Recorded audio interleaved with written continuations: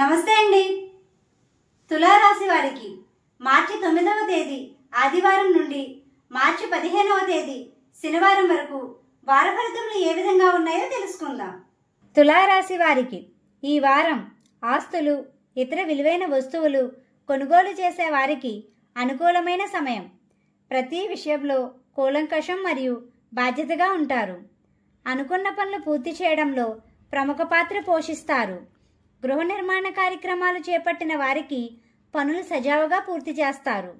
ఓర్పు సహనంతో ఉండడం ద్వారా కొన్ని ముఖ్యమైన అవకాశాలు పొందుతారు.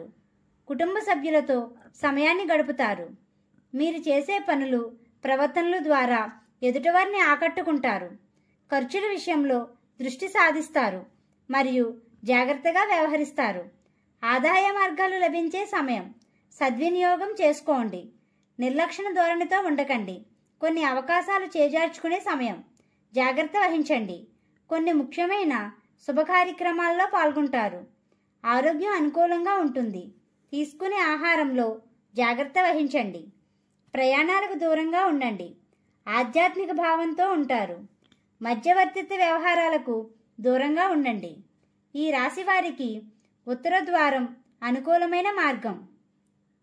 ఇంట్లో నుండి బయటికి వచ్చే సమయంలో దుర్గా అమ్మవారిని స్మరించండి. అనుకున్న సమయానికి చేతికి డబ్బులు అందుతాయి. మీ చేతులతో రుణాలు తీసుకున్నా ఇచ్చినా బాధ్యతగా వ్యవహరించండి.